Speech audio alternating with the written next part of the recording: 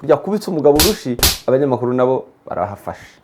Sinzi uko bigenze, AFC M23 itangiye gufata imigi, abantu nabo titombe. Nyasafari abaye tombe, undi mugore nawe abaye tombe, Muhorakeye nawe abaye tombe mu maboko yande. Guess what? Kongo iradusebya ibatombe. Nyuma ya tombe, what next? Ati muka Perezida Macron ni umugabo yahuye n'uyu mugore afite imyaka 14, uyu mugore afite imyaka 40. Urumva amurusha imyaka myinshi. Yagiye mu rukiko aje gusaba yuko batandukanya, avuga yuko yabyaye umwana mubi. We just had a child and he started calling my baby ugly. That is not my right. baby is only 1 year old. He's handsome. And he says that because the child does not look like his family lineage, that my baby is ugly. Why are you suing? Uri kurega iki? Because I said I had an ugly baby. Ati kubera ko navuze yuko mfite umwana mubi. There you go. Ariko mbere yuko mbavugaho, reka mbanze ngaruke kuri iyi miryango yindi, mbanze ngaruke kuri izi nkuru nka zingahe. Tera gatebe niwe wabisabye, wewe byumwiye.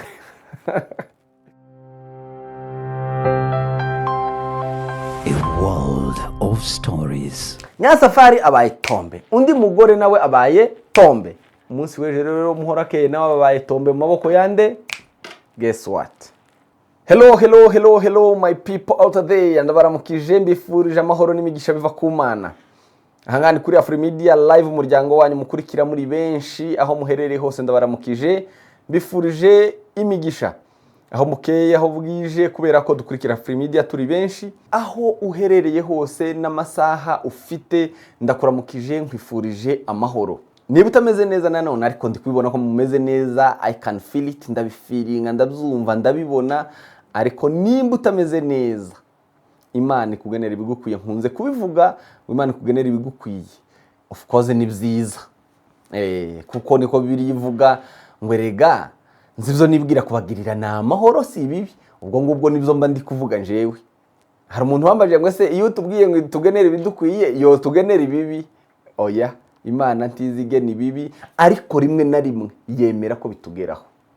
Wewe rero niwe narimvuze, Imana ikugenere ibigukwiye. Ndabizi neza yuko mudukunda, mudukurikira, kandi muba mwabihisemo. Ntabwo ari ikintu caje kigafla, ni ikintu uba wahisemo.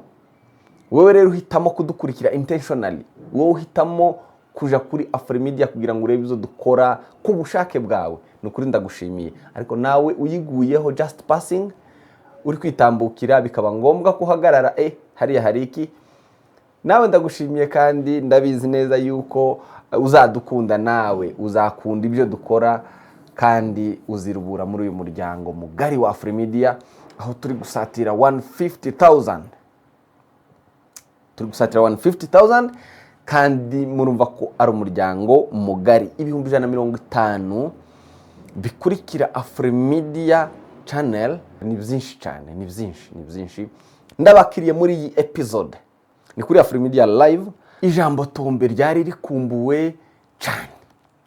Ijambo tombe rwose ni ijambo risanzwe dusanzwe tumenyereye, dusanzwe tuzi, ariko tutavugaga. Sinzi uko bigenze, AFC M23 itangiye gufata imigi, abantu nabo titombe. Sake tombe, Goma tombe, Kalehe tombe, Blabla tombe, Bukavu tombe, Kamanyola tombe. Nuko rero last week tombe ibatombe, hirya no hino bibatombe, imiryango ibatombe. Nyasafari nawe ati nanje tombe.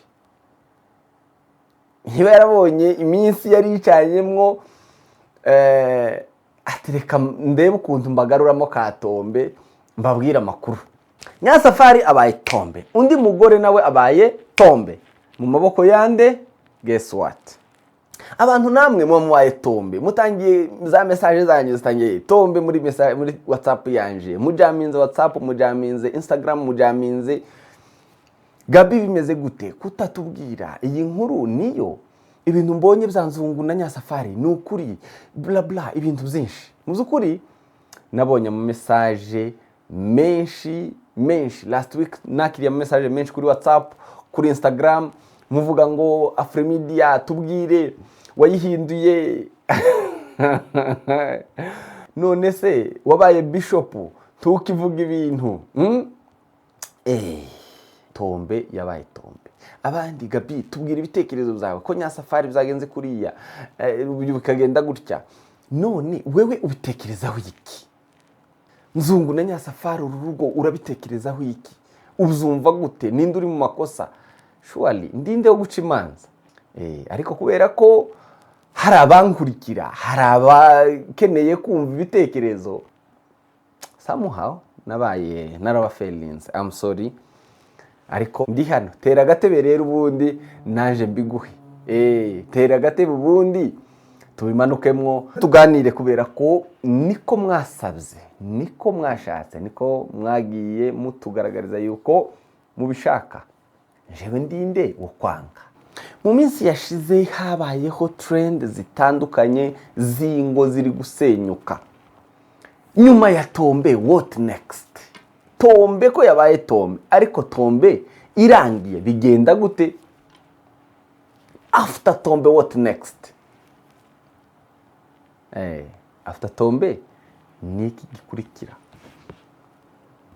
Muri izo ngo nyinshi zabaye zatatswe, izindi zisenyuka, izindi Imana ikaziramira, ibindi bikagenda gute, izindi zigasaba amadivorce, ariko kandi harimo n'abana bacu b'abanyamurenge, abana b'abanyafurika. Ariko ibyinshi byabereye hehe? Mu gihugu cya Amerika, mu bihugu by'abazungu nizo bintu biri kubera. Iyi ni imico mibi y'abazungu binjije mu banyafurika, mu birabura, bigenda bikomeza bispreadinga everywhere. Mfite inkuru nyinshi, nimwe mwanyigoboreye. Tera agatebe ubundi mbanze mbibamanukiremwo, mbanze mbahesho. Reka duhere ku nkuru ya mbere ya Tombe. Hano n'ubundi muri Kenya habaye Tombe, bari kubera imikino y'ibihugu bya Afrika. Hari Kongo rero niyo yafunguye umukino, Kongo na Kenya, ariko Kongo iradusebya ibatora.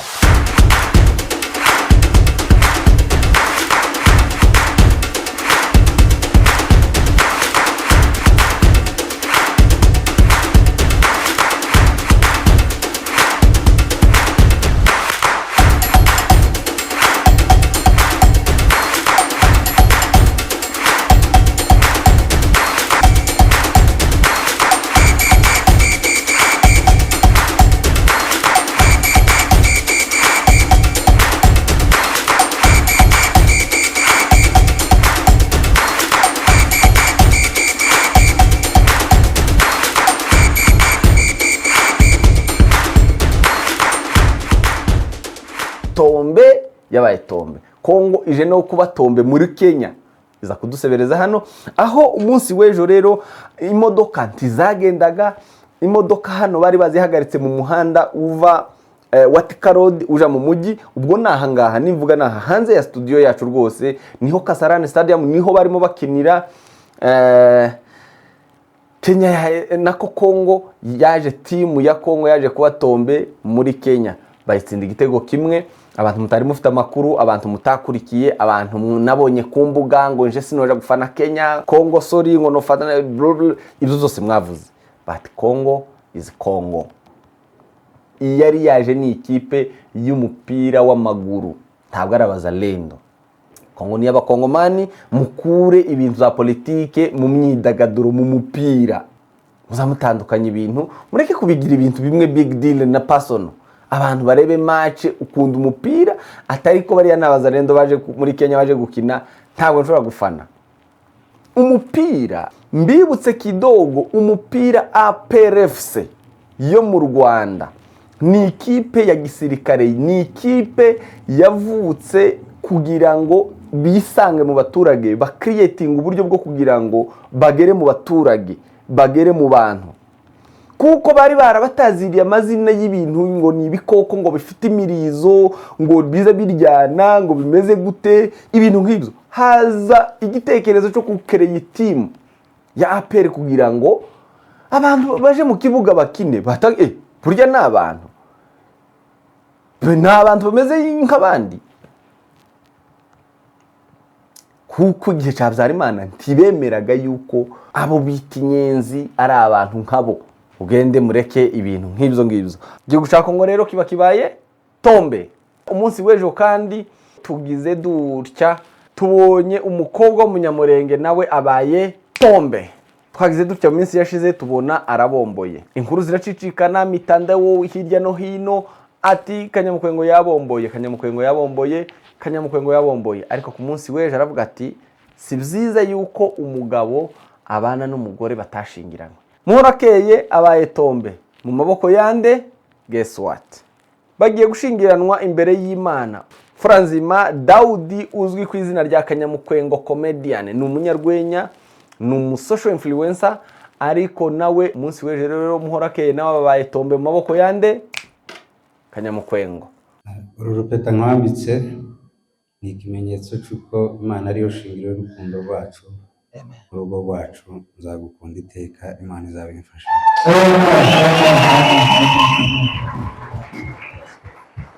Ubungubu Kanyamukwengo akaba ari kumwe n'umugore wiwe basezeranye imbere y'Imana officially. Ko ndasiga akabantu basezeranye imbere y'Imana n'abantu. Ni ukuvuga ngo ubu nyine abantu babaye abahamya yuko abo bantu basezeranye imbere y'Imana. Twumve Muhorakeye nawe. Urupeta nkwambitse ikimenyetso cy'urukundo, nzagukunda, nzakubaha, nzakubahira umuryango w'Imana izabimfasha. Buriya mu mico yacu gusezerana imbere y'Imana actually gushakana byonyine biraruta isezerano ryo mu rukiko. Isezerano ryo mu rukiko simbizi muze kwandika muri comment ni nkaho rigira agaciro gakeya kuruta gusezerana imbere y'Imana. Mu gihe mu rukiko nyine bifasha cyangwa se birengera abafite gahunda yo gutandukana nibo babyungukiramo, ariko abatabifite abafite gahunda yo kubaka urugo kiriya nico gihabwa agaciro, nico kigize umugabo n'umukristo. Kumvuza umugabo n'umugore we of course arimo. Kanyamukwengo rero akaba yarasezeranye imbere y'Imana. Mu minsi mikeya ishize habayeho ibitero bitangaje cyane biterwa imiryango. Bitera imiryango igiye itandukanye. Nubwo wenda wewe wabonye umwe wa Nyasafari wazanye tombe, ntekereza ko mu byatumye bitrendinga nabyo birimo ko yabaye tombe, ariko yari yabaye tombe iri kuba tombe ni myinshi. Ati rwose Afrimedia dukeneye amakuru duha, dukeneye ibiyivaho, rero wigenda ngo uceceke kandi ibintu biri kuba. Rimwe na rimwe impamvu my concern here nuko igitero cyateye famille hari uburyo tugwa tuba tombe, naje nene nabaye tombe. Hari abantu bagwa mu kantu nubwo biba byabaye atagahari karavugwa, ibimeze gute biravugwa, ariko na makuru kandi mu nshingano zacu mu zukuri nibyo birimwo. Imiryango myinshi yatatswe yateweho ibitero yagabweho amabombe, harimo umuryango wa Nzungu na Nyasafari. Ariko mbere yuko mbavugaho reka mbanze ngaruke kuri iyi miryango yindi, mbanze ngaruke kuri izi nkuru nka zingahe. Tera gatebe niwe wabisabye, wewe byumwiye ko ndagira ngo mbavuga n'amazina, noneho kubera ko ama message yanyu mfite ahangaha ni menshi, ariko ndaza gusharinga message nubwo ndashiraho amazina yanyu. Grabbinga something ubundi utera gatebe wicare utuze, noneho mbikuvira imuzi neza. Ndagira tote nza gutanga nka bonus yico mbitekerezaho nyuma kumwisho, ariko reka mpere kuri iyi miryango. Ahangaha rero reka mpere ku muryango wa Perezida Macron, Perezida w'Ubufaransa n'umugore wiwe Brigitte Macron. Ni ukuvuga ngo bamaze igihe baratrendinze, aba bantu kuva babaye batangiye kwiyamamaza until now. Ibyabaye ubushize byo ni ibindi. Bajanye umwe mu YouTubers b'Abanyamerika ngo ni Candace Owens, ni umudamu ukurikiranwa cyane, ni umukomenteta ariko yavamiye cyane uyu muryango wa Macron na Brigitte. Last year umwaka wose yarabavuze ati muka Perezida Macron ni umugabo. Perezida Macron yashatse umugabo mugenzi wiwe, ntabwo ari umugore. Atanga n'ibimenyetso byinshi, avuga ibintu birenze conspiracies nyinshi z'uburyo ari umugabo. Ariko rero cyari gimaze gisa naho cacicitse. Ejo bundi Macron mu ndege, muka Macron bari kururuka bagiye muri Hanoi, bageze ku kibuga cy'indege cya Hanoi muri Vietnam. Bageze Vietnam rero kuriya bakiri mu ndege bagiye gusohoka, abanyamakuru ni abantu beza cyane. Muka Macron abamuhaye urushi pa. It's the shove being seen around the world. French President Emmanuel Macron whacked in the face by his wife. Macron tubona agenda aja kugwa, tubona umuntu aradandabiranye umuntu umugabo, sinzi uko byari bigenze. The plane door opens during a state visit to Vietnam, and you see Brigitte Macron's red sleeve come into frame, her hands forcefully smushing his face. Macron biba ikibazo. Abanyamakuru nabo ni beza, baba ari abantu bari aho hafi. Abakameramane bari bamaze kwipozisiona.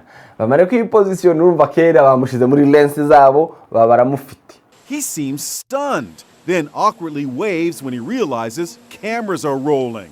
Ibinyamakuru birandika. Hari umuntu wambwiye. Reka mbonero kubabwira actually mwebwe. Societe yacu muri abantu mukiyamuza kuri media, mukiyamuwa exposed kuri media vuba. Remember, you have to remember always yuko ntabwo uri wenyine.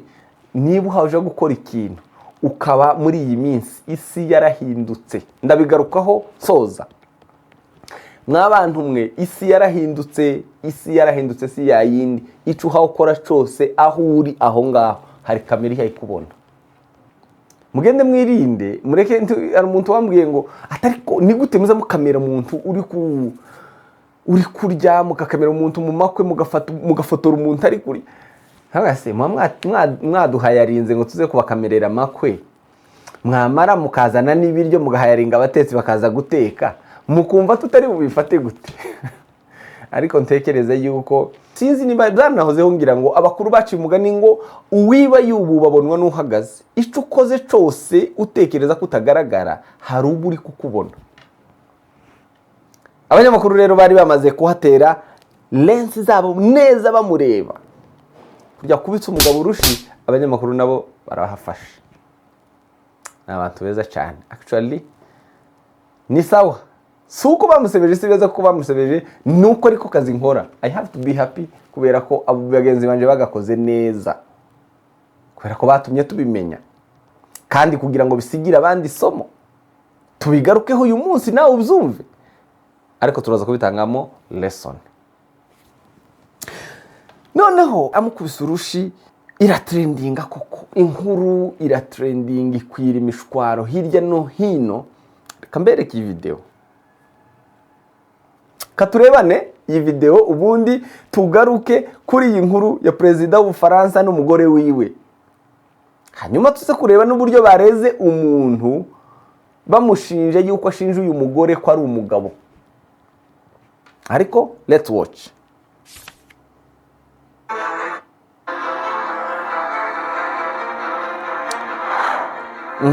Ngabo Perezida w'Ubufaransa n'umugore wiwe rero indege yari ituye imaze kwitura. Indege iritura urabona ko indege yituye bari hafi gusohoka, bagiye gusohoka, bahagaze mu muryango w'indege.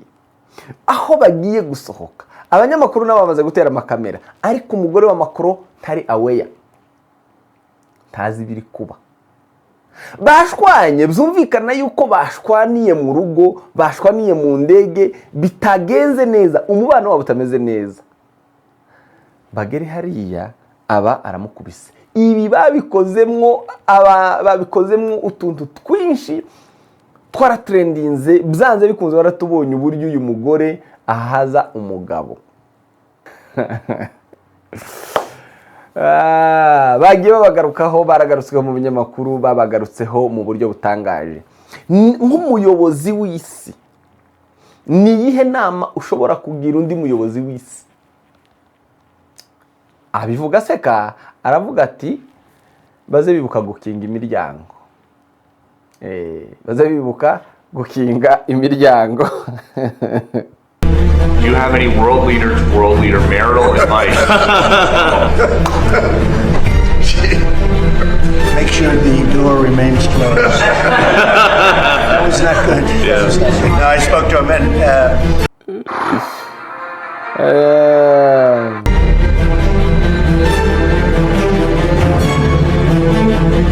He and President Trump have a history of tug-of-war handshakes. reka tumuvinge nyuma iki kimara kuba Candace Owens abarabafashe kandi abarabatangiye ataba abantu tabivuga sinababwiye yuko ari umugabo uyu mugore narababwiye ngo ni umugabo ntabwo ari umugore Macron ntabana n'umugore uriya si umugore ni umugabo ati yaribagishije yakuze ari umuhungu aribagisha amare kwibagisha hinduka umugore. You are lying to the public. So here is a photo, by the way. Just over the years, Jean-Michel Tragneau, as he became Brigitte, as I said, the evidence for this is overwhelming. There is no evidence that Brigitte Macron lived for the first 30 years of his life. There's none, actually. Imyaka runaka aribagisha hinduka umugore. Nuko rero wenda nsubiye nyuma mbahaye inkuru bukeya y'uyu mugabo mu myaka ya za 1993 nibwo Macron yahuye n'umugore wiwe bahura ari umwarimu. Umugore ari umwarimu afite imyaka 14 ariko uyu mukobwa kandi si wavuga yuko bahuye afite imyaka 14. Umugore afite imyaka 39 mu byanditswe kuri Google nuko bahuye afite imyaka 39. Macron afite imyaka 15 yigana n'umukobwa w'uyu mugore ku ishuri. Uyu mugore ari umwarimu wabo. She's 72, he's 47. That's a 24-year age gap between them. They met when she was his 39-year-old teacher and he was her 15-year-old drama student. Candace Owens akavuga ati Macron yahuye n'uyu mugore afite imyaka 14 uyu mugore afite imyaka 40. Urumva amurusha imyaka myinshi. Muze kumbwira ngo mu myaka y'umuhungu w'imyaka 15 akundanye n'umugore w'imyaka 39 no rukundo rwabo. Biratinze ejo bundi rero Macron ati ibi ngibi birakabije rwose birakabije afata umwanya wo kugira ngo aje kumurega mu rukiko. Perezida Macron n'umugore wiwe batanga ikirego muri Amerika yuko uyu mukobwa bamurega defamation. Ati muka Perezida Macron ni umugabo. Ati Perezida nguwo avuga uburyo uyu mugore ari umugabo agaruka kuri Perezida w'Ubufaransa ukuntu ari umuntu wa staginzwe na CIA y'Abanyamerika. Baramureze bamushinja Candace Owens ni umunyamakuru umukomenteta umu-YouTuber umu-podcaster baramureze bamushinja yuko abinjirira mu buzima agakabza. Bamaze kumurega nawe arasubiza ati jewe nabajije mukamakuru baranyandikiye bageraho banyandikira bampa maletre barantreteninga barankanga ariko sinkangika ni munsubize muri letre bamwandikiye nawe arabandikira ndarababwira ngo nsubize ikibazo kimwe gusa uri umugabo cyangwa uri umugore. Ati kuko batasubije ntabwo rero bankanga n'ubu ngubu ico kirego kirakomeje. Hanyuma rero iyi nkuru tuyivuyeho twinjira mu nkuru ya kabiri y'umugabo ni umugabo we ni umugabo yagiye mu rukiko aja gusaba gatanya yuko babatandukanya avuga yuko yabyaye umwana mubi. Kamashire mu video yindi ubundi turebane twese hanyuma dukomeze. We just had a child and he started calling my baby ugly. That is not my baby is only 1 year old. He's handsome. And he says that because the child does not look like his family lineage, that my baby is ugly. What happened? I mean, I imagine. Ati twabyaye umwana, tumaze kubyara umwana atangira kumwita mubi. Ati twabyaye umwana atangira kumwita mubi, ati kubera yuko umwana adasa na famiye yabo. I want to know why are you up in here when I could be having my morning tea? Mucamanza ati ndashaka kumenya impamvu uri hano yatumye ntabasha gufata icyayi cyanje cya mu gitondo. Munyumvire uyu mugabo mwumva igisubizo agiye gutanga. Why are you suing? Uri kurega iki? Because I said I had an ugly baby. Ati kubera ko navuze yuko mfite umwana mubi. There you go. Wasting my time. Ati dore uko ameze. Untakariza igihe gusa. Mucamanza ararakaye. Is a picture of the baby in the evidence? Se hari foto y'uyu mwana muri evidence watanze? Yes it is. Ati yego irahari. There he is right there. Iraho ngaho. Ifoto murayibona ngiyi nashize kuri screen murashobora kuyibona hangaha niyo foto umucamanza ari kureba. Urabona ko ahise ababara no mu maso yiwe, aratangaye atese. So you're angry because this baby doesn't look the way you envisioned in your mind. Uraraka wuzuye urwango, sinuburakari gusa, wuzuye urwango muri wewe kubera yuko uyu mwana adasa n'uwo watekerezaga.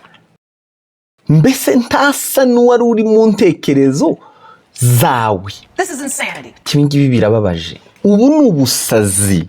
You should be ashamed of yourself for even coming in here with this nonsense. Ati wagombaga kuba utewe kimwaro, wowe ubwawe utewe kimwaro no kuzamo hano uza kuvuga ubwo busazi nonsense. Ati rero uyu mwana ni mubi. Umugabo yisobanura avuga ati njewe nakuze ndeba amafoto, nakuze ndeba amafoto yanje, ndeba ya famiye, ndeba bla bla bla, bigenda gute? Ariko atol uyu mwana si uwanje. Byanze bikunze kubera ukuntu umwana yavutse ari mubi, ntabwo ari uwanje. Comments ziracicikana hirya no hino kuri mutandao bla bla bla. Bamwe bati ariko iyo avuga yuko umwana ari mubi yabanje kwireba, abanza kwireba kugira ngo avuge ngo umwana ni mubi. Guys, ibi ni ibitero byateye imiryango. Guys, ni ukuvuga ngo imiryango ifite ibitero byinshi, imiryango yaratewe. Muri abo ngabo rero ntihasigaye mw'abana banyu, abana bacu, abana b'abakongomani, b'abanyarwanda, b'abanyafurika, bari muri Amerika of course ubu nyine, ariko n'abana b'abanyafurika. Ari nayo mpamvu iki kiganiro nagikoze. Inkuru ya Nzungu na Nyasafari rero tuyinjiramo, muzi ukuri nta byinshi nyivugaho. Buriya niyo nahereyeho nuko nayivuze mu buryo wenda we utasobanukiwe. Ariko Trump yarabivuze neza, aravuga ngo baze bibuka gukinga. Reka mbabwire ikintu kimwe, isi iri guhinduka. Isi yarahindutse kandi irakomeje guhinduka. Ibi ngibi mugiye kubona byinshi bisako. Isi yarahindutse, twananiwe kwa adoptinga yuko isi yahindutse. Isi iri kuri media. Reka wenda mbibabwire muri buno buryo. Isi ntikiri ya yindi. Isi yo kubaho ugakora ikintu kikabaho mu rwihisho yararenze. Hari igihe bigeraho bikaja hazarani. Nubwo kera byatindaga kubera ko ariko system yari yubakitse. Ubu nyine mwakira ibyo mwicare mubizi yuko isi yahindutse. My friends, reka mbabwire ngo muzaje mwicara muzi yuko ikintu hayo korejo kizoja hanze kubera ko isi yarangiritse. Kandi nikinaje hanze ntituzotungurwa. Nimba utewe nta nubwo ari Nyasafari wenyine na Nzungu ngiye kubwira abantu dufite ngo experience yanje ntoya, ntabwo urugo ruri perfect nkuko mutekereza. Urugo rusaba commitment, biri intentional, bivuye mu bushake bwanje nubwo umufasha wanje kugira ngo turwubake. Atari uko ndi perfect, atari nuko nawe ari perfect. Bityo rero hari commitment yacu twembi ikenewe. Urugo rwa Nzungu na Nyasafari ibyababayeho ntawe bitobaho, ntawe bitogeraho. Ingo nyinshi yewe bizibamwo, ariko nyinshi ziracecetse. Urugo hari sacrifice runaka bisaba kugira ngo wisacrificing kuri extent runaka yo kuba usacrificing urugo rwawe. Umufasha wawe akabashobora gukora ikintu kiri unresistable kuri wewe, ariko ukemera kuresista kuri extent runaka yuko ukeneye ko urwo rugo rubaho. Ugasacrificing ibyo wakundaga, nawe agasacrificing ibyo yakundaga kubwo kugira ngo mwumvikane. Mwasabye ibitekerezo zanje kuri iki. In my point of view nuko aruko bikwiye kumera. Nyasafari na Nzungu nta birenze ngiye kuvuga ku specific scenario zabayeho tutari. Oya, ahubwo reka mbabwirire kano gakuru karabafasha. Nyasafari na Nzungu nawe wundi uca nko muri ibyo cyangwa uzabicamo. kuko icyo Nyasafari yazize nuko atari yipanze muri iyi nkuru ngiye kuvuga. Iyo yipangamwo before akicara atekereza yuko ariko byogenda, ntabwo rero byari kugenda ko ntiyari kuza hanze. Mu mwaka wa 1995 1995 hagati y'iyo myaka na 1998 uwahoze ari perezida wa Amerika Bill Clinton agize atya abonye umukobwa witwa Monica Lewinsky. Abona n'igitangaza, kurumva nyine bagira affair, bagirana imibonano mpuzabitsina. Aciye umugore inyuma, amara kumuca inyuma, ibinyamakuru nabyo babita ku karubanda. Mwebwe muzamugira gukora ibintu mugasubira mukabikorera aha dakinze. Mu nkuru irangiye nababwiye Trump yahaye Macron inama ivuga ngo inama nomuha nk'umuyobozi w'isi nuko kwibuka kugira gute gukinga. Uriya mugabo nawe yibagirwa gukinga agiye muri affair na Monica Lewinsky. Inkuru iragiye iratambagiye igeze kuri nyamugore uwo ninde Hillary Clinton. Amerika nayo ati ntibishoboka yuko perezida wa Amerika ashobora agasambana n'abakozi bakora muri office yiwe, ubwo nyine agomba kuva ku butegetsi. Uyu mugabo yabanje guhakana muri 1998 ico gihe niko yahakanye. Haje kwifashishwa DNA test n'ibindi bimenyetso n'ibindi bigaragara yuko ibyo bintu byabaye. Mu itangazamakuru umugore wiwe Hillary Clinton arabihakana, aravuga ati umugabo wanje ni igitangaza ahubwo. Ati umugabo wanje ntabaho. Atariko umugabo utashobora kugwa ari kumwe n'abagore beza bameze kuriya ni umugabo umeze gute? Uwo ni umugore we. Atariko umugabo udashobora kugwa, wewe uri muntu ukoze muki uri kumwe n'abantu bameze nk'abariya. Uwo ni Hillary. Yabanje guhakana ibyo bintu, aravuga ngo ni conspiracies bashaka kumwimpeachinga guhera day one aje ku butegetsi, batangiye kumutuka n'ibindi. Urumva yasobanuye ibintu byinshi. Nyuma aha niho nkeneye ko dutinda. Nyuma aravuga ngo nicaye hasi byabaye ngombwa yuko nicara na Hillary mubwiza ukuri, ariko byararyanaga, byaramuriye. Byabaye ngombwa yuko twicarana hasi mubwiza ukuri kw'ibyabaye, ariko biramurya. Hillary aravuga ngo aha niho nkeneye Nyasafari kumva n'abandi bagore batandukanye n'abandi bagabo batandukanye batari nzungu na nzungu, ariko ingo muri rusange. Uyu mugore avuze ikintu gikomeye cyane, aravuga ngo tugomba gukora igikwiriye kuri wowe n'umuryango wawe. You have to do what is right for you and your family. Ukwiriye gukora igikwiriye, what is right for you and your family. Atukwiriye gukora igikwiriye kuri wowe n'umuryango wawe. Ico gikwiriye n'umuryango wawe niki? Hagati yawe n'umuryango wawe niki?